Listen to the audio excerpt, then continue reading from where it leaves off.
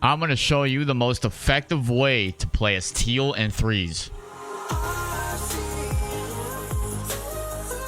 This is going to be a very in-depth guide on playing defense and threes, and I will be going over as many scenarios as I can to give you my full experience and knowledge that I've picked up over the years as playing teal. Even if you're an experienced player in this area, there still may be a few things that you don't know. So it will be just as beneficial for you as it will be for the beginner starting out. If nothing else, at least compare notes and seeing if I missed or should change anything in this video.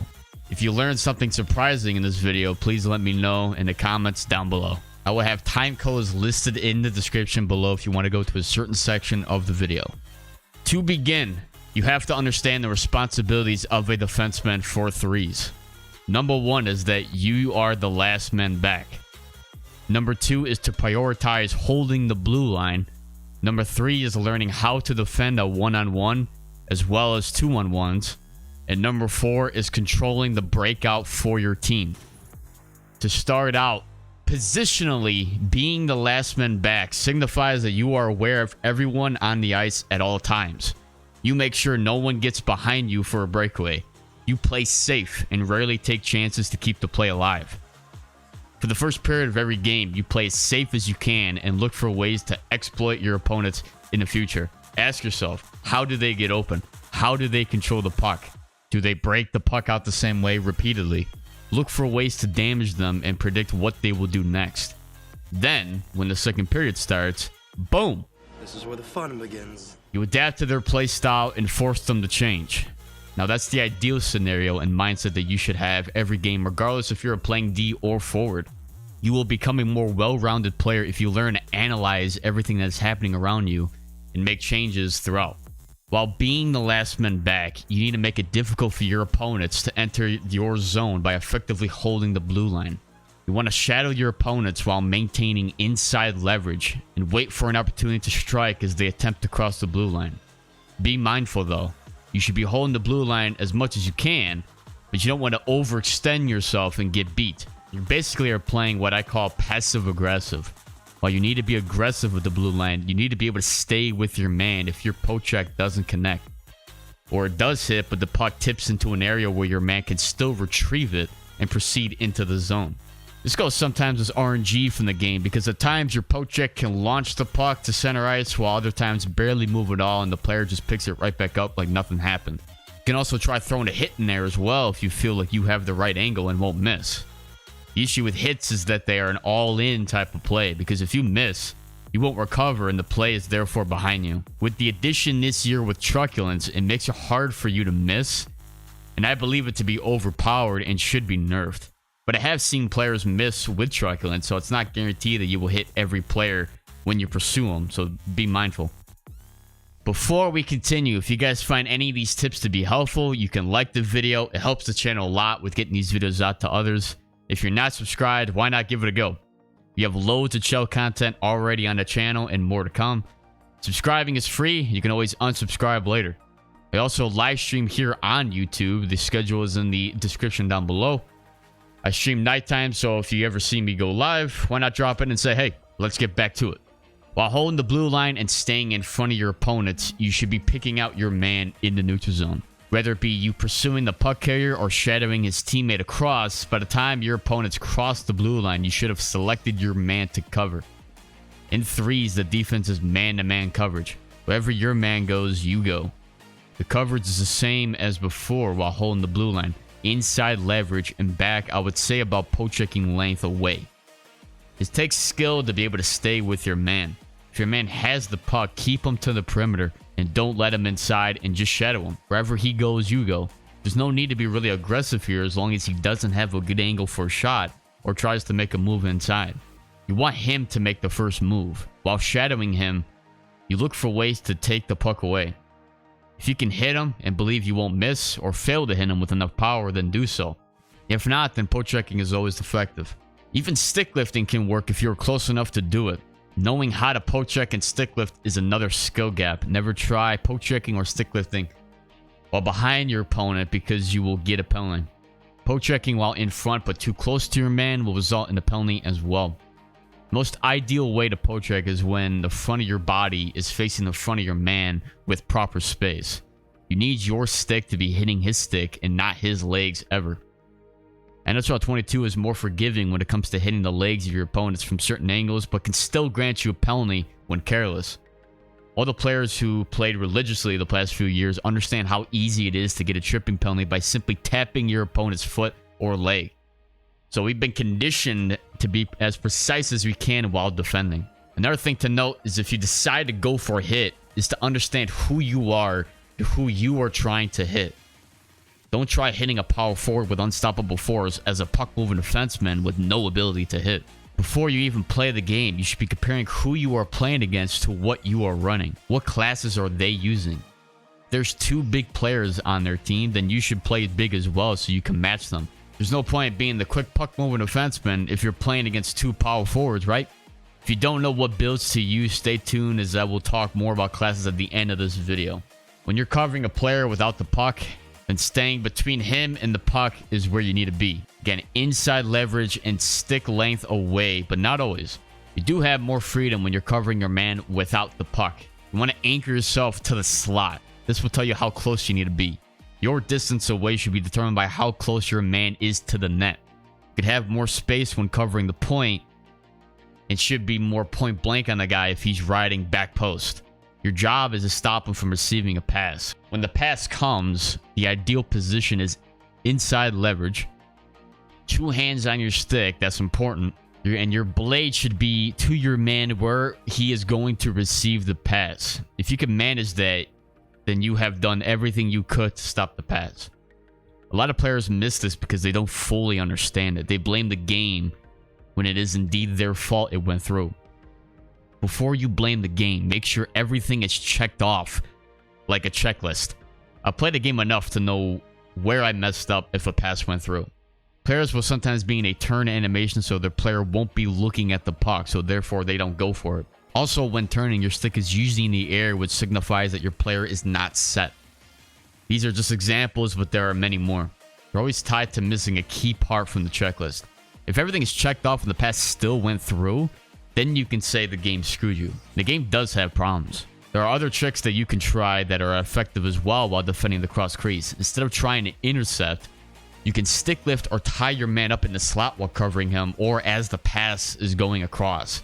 If you hold the button down and get in front of him or sometimes from the side, you can briefly halt your man for about a second, which can disrupt his groove and make it tougher for him to set himself up for a pass. You could try this if you have a tough time staying with him or just simply want to stop him from moving. Some teams with lots of chemistry typically have set plays for when a pass will happen, and being able to recognize the timing for passes will help you stop the play by tying your man up. Another thing is stick lifting your man as the pass is going to him while in motion. Again, it's an effort to stop your man from shooting at all because he can't shoot if his stick is in the air. These plays are more of a feel and require experience, just like anything else, because you run the risk of getting a penalty if in the wrong position or just miss entirely. I suggest not stick lifting unless you feel you will miss the intercept. All that was for covering your man in a one-on-one situation or without the puck. Now let's get into the more difficult 2-on-1 scenarios.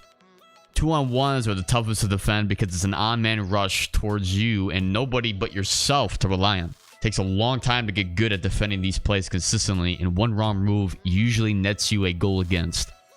Every 2-on-1 is unique, and based on your positioning and how much speed everyone has determines how you should defend each play. 2-on-1s usually start to develop around your opponent's blue line and transition throughout the neutral zone. You have to be active in this area, and how the play develops in this area sets you up to defend in your own zone. You want to look for ways to break up the play before it crosses your blue line without overcommitting yourself. This relates back to holding the blue line and not over pursuing yourself. A body check is not ideal here because if you can get the hit off, a smart player will pass it across and now it becomes a breakaway. So a post check is your go-to. Unless you can manage to get the hit off just before they cross the blue line, making the play offside, then that would be fine. Your ideal position is how you would defend a one-on-one, but staying more middle ground, anchoring yourself to who is the furthest up. Let's say both players are even in the neutral zone. Then your positioning is in the middle and waiting for the player with the puck to get close to the blue line. You want to be about stick length away in depth. The same as when you cover the puck carrier. The reason for this is because you need to be backpedaling. If you are too far back, then in order to hold the blue line, you need to go forward, which then becomes no different than a hit, which is an all-in. Because if you miss, it's over. You should be making mental checks of everyone's speed to your own, and that determines proper spacing throughout. Playing defense is all about playing passive-aggressive and in the faces of your opponents. Before he gets to the blue line, you want to pursue him and poke check. In this situation, if the puck carrier still has possession of the puck, then as soon as you poke check and he crosses the blue line, you want to be darting over to his teammate across. By being aggressive, the puck carrier will try to make a pass as soon as he can, and reading this option should guarantee a successful intercept if done right. In this scenario, the play should never get drawn out too close to the net. It should stop near the blue line or just across it. Now, if you feel that you can't hold the blue line due to your speed or fear of overcommitting, then that's fine. It is more ideal to hold the blue line, but sometimes you have to let them through based on speed and how wide the players are. If the player gets to the outside, then don't panic. You won't be able to hold the blue line all the time. It's about taking the safe route and limiting risk. You're not giving up on the play by doing this, but you still have to be active towards the puck carrier at least once, whether that be by the surprise of a poke check or through a fake. This takes a lot of skill and time to develop a feel for this. What I like about the fake is that it baits the puck carrier to make the pass. By faking, you make him think that you're committing to him and then pull back at the last second to cover the cross. That's killing two birds with one stone because you basically made a move on both of them in a matter of a half second. Be aware that if you don't pursue the puck carrier ever during this play, you open up the lane for the puck carrier to drive the net himself. If you were to flip the play, it's basically the read option, and many players know how to be patient with the puck. So if they read you just covering the cross, they're going to take it themselves. So you have to at least make a move on the puck carrier. Other than that, staying in the middle and in the passing lane is where you ideally should be. The more deadly chance will always be the 1T, while your goalie should be able to handle the short side. A human goalie needs to stay disciplined enough to not get baited over to the cross crease shot, while you should be mainly trying to cover the 1T. This pretty much covers everything concerning the 2-on-1 rush. Be mindful that the longer you are able to stay in the back pedal, the easier it is for you to defend in general. If you have to turn your hips and skate with them, you can, but it will be very difficult for you to attempt to intercept the puck on a 2-on-1, and you will need to be more active with your stick to try to interrupt the play. Not much else to say about that other than you will need some luck to be successful if you aren't properly set. So, you successfully defended the play and now have possession of the puck. Now it's time to control the puck and make a solid breakout pass. Breakout will be mainly controlled by you. Your ability to either skate with it and then pass, or a quick send to your teammate if open. This will happen fast after you intercept the puck. As soon as you possess the puck, you need to be pulling it quick because guys will try to take it off you so that they can continue on offense. If you have a player that is open and driving fast, then you need to be able to send the puck to him quickly. Forehand passes are much faster than backhand passes. Keep that in mind. While passing, you should always be either pulling it from your forehand or your backhand. That makes the pass more accurate as well. A high passing rating is crucial for just this reason. If you miss the breakout pass, it becomes icing or a turnover. You don't want that. You want to be able to hit your mark when the time comes to send it. There are a couple ways of sending it to your teammate, such as a straight pass if open, a bank off the boards, which usually includes being able to manually sauce it off the boards, or even taking a slap shot down the ice if your teammate can manage to get behind a D for a breakaway or just a rush up the ice. If you don't see a player open or driving up the ice, then you don't need to pass it. Control the puck and wait for your players to get open. A level of control and patience is key in your own zone. Don't feel the need to rush to pass up the ice whenever you get it. Be mindful of any forecheckers, as at least one player should be forechecking you while you have the puck. If there's no one, then you have all the time in the world to make a pass and set up a break-in. If there's two players forechecking, then that's also good too, because then you have the option to pass it off the boards or straight to a teammate, possible for a 2-on-1 rush. You can also skate the puck in yourself if the opportunity presents itself. If that happens, a teammate needs to be able to rotate behind you and become the last man back. Now that covers the breakout. Now in the offensive zone, your positioning is anywhere at the point or high slot. Once you make a breakout pass and your team breaks the puck in, you want to anchor yourself to the side of where the puck is. If the puck is low in the corner left side, then your positioning should be top left near the boards at the point. You want to make yourself an option for a pass. The high slot is used if you want to set yourself up for a one-timer. Be mindful while at the point. Your main objective is keeping yourself in front of everybody. If there's a cherry picker in the neutral zone from the other team, then you need to be staying back just in case your team loses it, or at least be mindful of any potential turnovers. If everyone is back and the team is finding it hard to set up, then a little rotation from everyone is in need.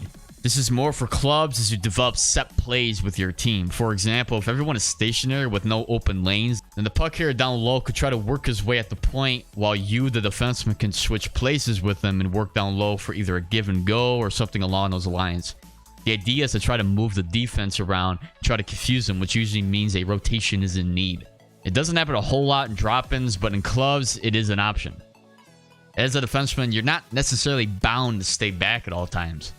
If you ever feel the need to go up in the play for either an on-man rush chance or just a chance to skate in with the puck, then you should have the confidence to do so. But there needs to be a forward that rotates behind you and stays back while that happens. In clubs, comms are very important, and letting your team know you are switching and deciding to go up is crucial for your team to rotate appropriately. Now, lastly, classes. This video is designed to last a lifetime, hopefully. That being said, even though the gameplay may change over the years, the way you play defense should not. That is my belief. In terms of classes, you should pick a class that you feel most comfortable with, whether that be puck-moving defenseman, two-way defenseman, or defensive defenseman. Even if the class system changes in the future, I will never recommend the offensive defenseman class simply because that is mainly offensive class with little defense, and you want to be able to defend consistently and become a lockdown defenseman in threes. Your class should replicate who you are and how you want to be as a defenseman. That being said, simply copying pasting class is not in your best interest because those classes are tuned to somebody else's playstyle and personal beliefs.